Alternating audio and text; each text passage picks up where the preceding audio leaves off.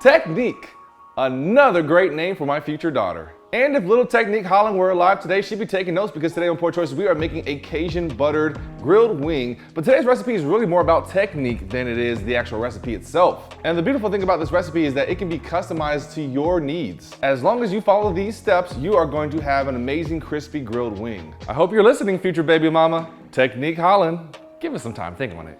Starting off, the key to a really great grilled chicken wings in general, no matter what flavor profile you're going for, is getting the skin as dry as possible. Seriously, if you've ever had rubbery chicken skin, whether it be grilled or baked, most likely the culprit was too much moisture in the skin of the chicken. And I know, it sounds counterintuitive since we all love to describe chicken as juicy, which makes you think wet, but for the purposes of getting a good crispy bite, as if it were fried, we need that skin dry. So lay your chicken out and pat the skin as completely dry as you can, every crevice. And if you have the time, place them in the refrigerator uncovered on a raised rack for about an hour to air chill them and dry the skin out even more. The raised rack is important here too because it lets the air in the fridge circulate all around the chicken, getting all of the skin drier. I had about 5 pounds of chicken wings here and I kept them whole for this recipe because I just like them that way. If you want these separated out into flats and drums, I highly suggest you buy them whole and cut them yourself because you'll be so surprised at the amount of extra money you're paying for the same amount of chicken wings, but just already cut.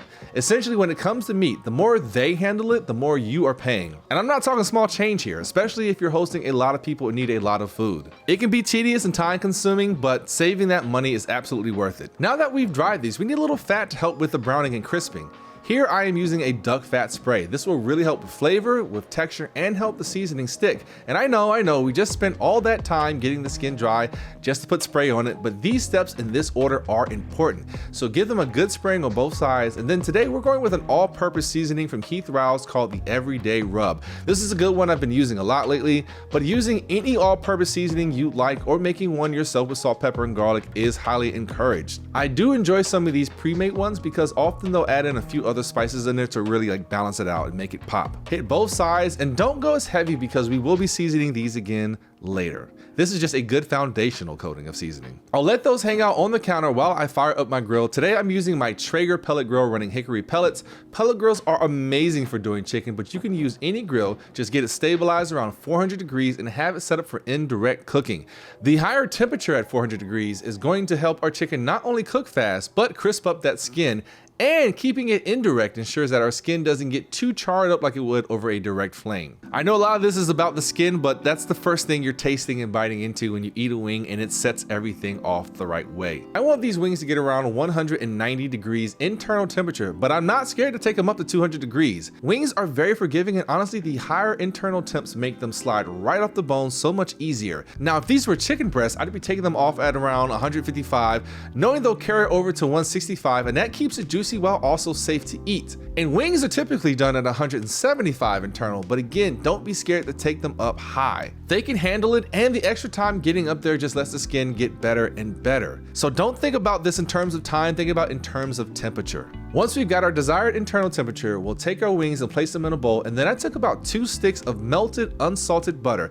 Unsalted butter here is important because we already have salt in the all-purpose rub that we put on earlier, and we're also going to be adding another rub on. I dumped the butter onto my wings, and then I'm going in with the Heath Riles Cajun Creole garlic butter seasoning. You can make your own type of Cajun or Creole seasoning or just go back with another round of all-purpose seasoning. I know it sounds plain, but trust me, it's so damn good. Give all of that a toss, and believe me when I say the melted butter along with more barbecue rub is going to do something so special to the chicken wings. It's so hard to describe, but you're going to be tearing them things up. And the amount of seasoning is up to you. Don't be scared to season, and taste. You deserve a few wings after all, since you made all this.